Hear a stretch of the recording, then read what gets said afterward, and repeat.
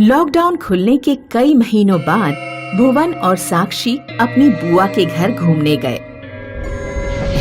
इस साल तो तुम दोनों ने घर पर खूब मौज मस्ती की होगी, क्योंकि स्कूल कॉलेज तो सब बंद थे। हाँ बुआ, ढेर सारी हॉलीवुड की फिल्में देखी और इंडोर गेम भी खेले। भुवन और साक्षी ने दिन भर बुआ से लॉकडाउन की बातें की। रात में भुवन और साक्षी खाना खाने के बाद जब सोने जा रहे थे तो उनकी बुआ ने कहा, तुम दोनों को सोते समय भी मास्क पहनना है। बुआ, क्या आप मजाक कर रही हैं? सोते समय मास्क हम क्यों पहनेंगे? वैसे भी मास्क लगा लगा कर थक गए हैं। बेटी, पिछले कुछ महीनों से गांव में एक चुड़ैल आती है जो उन लोगों के सिर काट कर ले जाती है जो मास्क नहीं पहनते। गांव के कई लोग अपनी जान गंवा चुके हैं। मैं नहीं चाहती कि तुम दोनों किसी मुसीबत में पड़ो, इसलिए रात में जागो या सो, लेकिन मास्क जरूर पहन कर रखना। बुआ जब चली गई तो भुवन साक्षी से बोला, मैंने न्यूज़पेपर में पढ़ा था कि लॉकडाउन के दौरान गांव में कई अफवाह फैली थी। लगता है ये भी कोई अफवाह है, इसलिए मुझे नहीं लगता कि हमें सोते वक्त मास्क पहनने की जरूरत है। लेकिन अगर बुआ की बात में कुछ सच्चाई हुई तो मैं तो मास्क पहनकर ही सोऊंगी। साक्षी ने सोते समय मास्क पहन लिया, लेकिन भुवन ऐसे ही सो गया। ज्यादा खा लेने के कारण साक्षी के पेट में दर्द हो रहा था, इसलिए उसे नींद नहीं आ रही थी। आधी रात को उसने पायल की आवाज सुनी। साक्षी को लगा कि कोई बाहर की गली से कमरे की खिड़की की तरफ आ रहा है। कहीं ये वही चुड़ैल तो नहीं जिसके बारे में बुआ बता रही थी? साक्षी ने तुरंत मेज पर रखा हुआ मास्क भुवन के मुंह पर डाल दिया। चुड़ैल खिड़की पर आ गई और झांक कर अंदर देखने लगी। लगता है इस गांव के लोगों ने तमीज सीख ली है। बिना मास्क के कोई नहीं दिख रहा है। चुड़ैल जब चली गई तो साक्षी ने तुरंत उठकर खिड़की पर पर्दा डाला। सुबह साक्षी ने जब चुड़ैल की बात भुवन को बताई तो भुवन ने उसका विश्वास ही नहीं किया। साक्षी, गांव वालों के साथ लगता है तेरा भी दिमाग खराब हो गया है। अगर तुम्हें मेरी बात का विश्वास नहीं है तो आज रात जागकर खुद उसे देख लेना। उस रात भुवन जागता रहा। आधी रात के बाद उसे पायल की आवाज सुनाई दी। भुवन ने मास्क लगाया और वह घर से बाहर जाकर एक पेड़ के पीछे छुप कर बैठ गया। चुड़ैल लोगों के घरों में खिड़की से झांक कर देख रही थी। सड़क पर एक शराबी गाना गाते हुए जा रहा था। शराबी ने मास्क नहीं पहन रखा था। नायक नहीं खलनायक हूँ मैं, मास्क कभी नहीं पहनता हूँ मैं। नायक नहीं खलनायक हूँ मैं। शराबी रोड पर गिर पड़ा। जब उठा तो उसके सामने चुड़ैल खड़ी थी। बिना मास्क के खलनायक बनेगा? चल मेरे साथ चल, अभी तेरी खलनायकी निकालती हूँ। चुड़ैल शराबी को झाड़ियों में ले गई। कुछ देर बाद भुवन ने देखा कि शराबी का बिना सिर का धड़ झाड़ियों से बाहर निकला और सड़क पर गिर गया।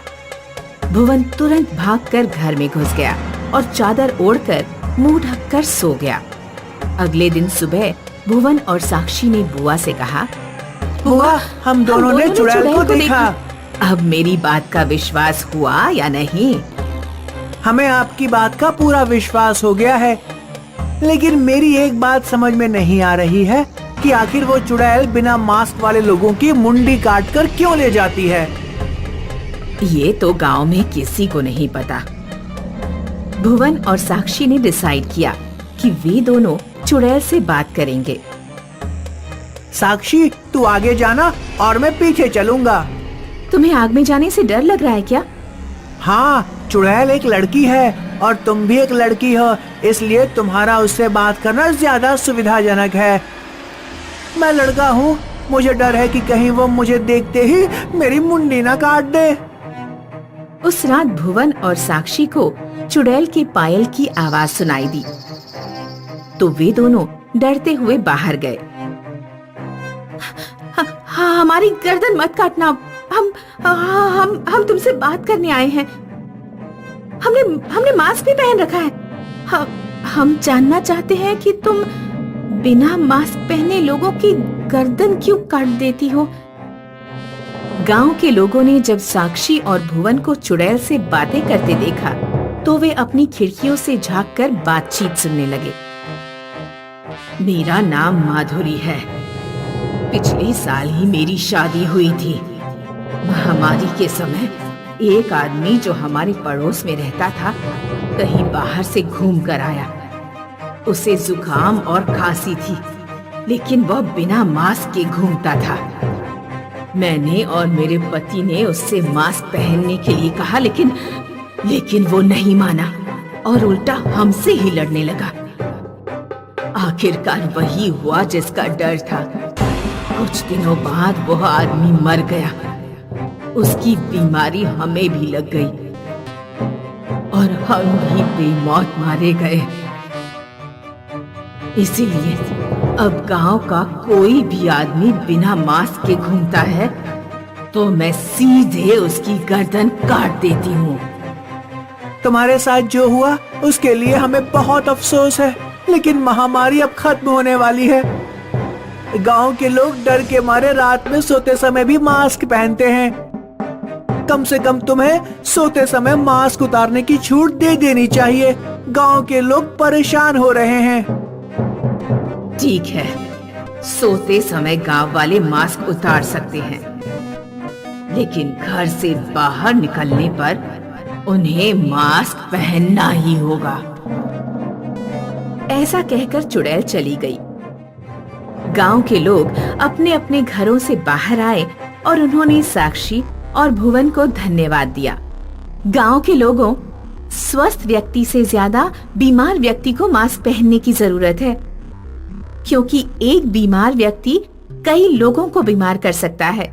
इसलिए खांसी जुकाम होने पर मास्क जरूर पहनकर रखना है। इसमें हमारे और हमारे परिवार की ही भलाई है। रीमा आज रात घर पर अकेली थी।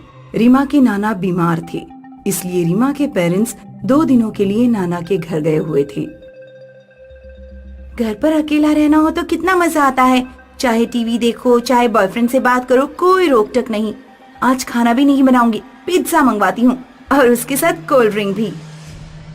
रीमा ने एक फूड डिलीवरी करने वाली वेबसाइट से पिज्जा ऑर्डर कर दिया और टीवी देखते हुए पिज्जा आने का इंतजार करने लगी। कुछ देर बाद किसी ने डोरबेल बजाई। लगता है पिज्जा आ गया। रीमा जब दरवाजा खोलने गई तो बाहर कोई नहीं था। यहाँ तो कोई नहीं है, तो फिर बेल किसने बजाई? रीमा कुछ देर दरवाजे के पास खड़ी रही, लेकिन दरवाजे पर कोई नहीं आया। आखिर उसने दरवाजा बंद कर दिया। दरवाजा बंद करते ही घर की लाइट चली गई। ओह गॉड, ये लाइट को क्या हो गया?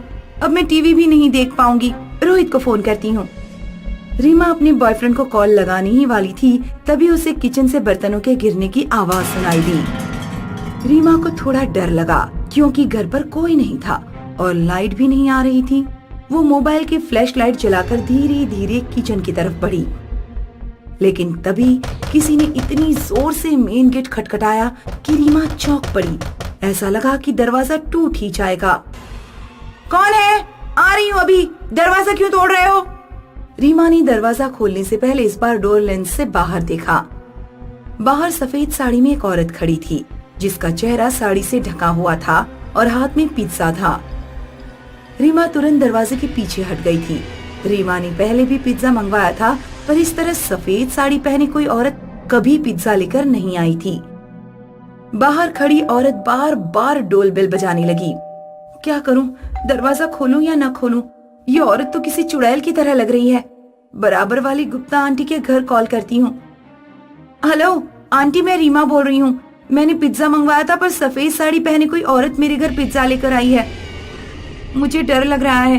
क्या आप अपना दरवाजा खोलकर जरा मेरे दरवाजे पर देखेंगी? घबराओ नहीं रीमा, मैं अभी देखती हूँ। गुप्ता आंटी अपने घर से बाहर निकले और रीमा के दरवाजे पर गईं। रीमा डोर लेंस से बाहर देखने लगी। गुप्ता आंटी सफेद साड़ी पहने मुंह ढाक के खड़ी औरत से बोली, एक्सक्यूज मी, क्या आप यहाँ पिज्जा डिलीवरी करने आई हो? उस औरत ने कोई जवाब नहीं दिया और मूर्ति की तरह खड़ी रही। गुप्ता आंटी को भी थोड़ा डर लगा, लेकिन उन्होंने हिम्मत करके दोबारा पूछा, सुनिए, क्या आप यहाँ पिज्जा डिलीवरी करने आई हैं? सफेद साड़ी पहने औरत ने अपने सिर से साड़ी हटाई और गुप्ता आंटी से कहा, पहचानो मुझे। रीमा ने देखा कि औरत की शक्ल देखते ही गुप्ता आंटी के माथे पर पसीने की बूंदें छलक आई। औरत ने अपनी कमर से एक चाकू निकाला और गुप्ता आंटी के सीने पर लगातार चाकू से कई बार वार कर दिए। रीमा बुरी तरह घबरा गई, लेकिन उसने अपनी चीख नहीं निकलने दी। उसने मेन डोर पर एक भारी सी टेबल लगा दी और खुद को अंदर वाले कमरे में बंद करके अपने पापा को फोन किया। हेलो पापा, जल्दी घर आ जाइए, मैंने पिज्जा मंगवाया था। सफेद साड़ी में एक चुड़ैल पिज्जा लेकर आई है, उसने पड़ोस वाली गुप्ता आंटी को मार डाला है। रीमा फोन पर अपने पापा से बात कर रही थी, तभी उसे लगा कि चुड़ैल ने मेन गेट तोड़ दिया है। रीमा ने कमरे की फर्श पर लेटकर दरवाजे के नीचे से बाहर देखा। उसे चुड़ैल के पैर दिखाई दिए जो उसी रूम की तरफ बढ़ रहे थे जिसमें रीमा बंद थी। रीमा ने रूम में कोई भारी चीज ढूंढी, ऐसी चीज जिससे चुड़ैल पर हमला किया जा सके। उसे अपने पापा की गोल्फ स्टिक दिखी। रीमा गोल्फ स्टिक लेकर दरवाजे के पीछे खड़ी हो गई। जैसे ही चुड़ैल कमरे में घुसी, रीमा ने गोल्फ स्टिक से चुड़ैल की गर्दन काट डाली, लेकिन चुड़ैल के धड़ ने अपना सिर उठाया और वापस जोड़ दिया। मैं पहले ही मर चुकी हूँ, अब मुझे मारने का कोई फायदा नहीं। कौन हो तुम और मेरे घर पर क्यों आई हो? तुमने गुप्ता आंटी को क्यों मार डाला? तू अपने मामा अर्पित को जानती है, जो कुछ साल पहले तक यहीं रहकर जॉब करता था।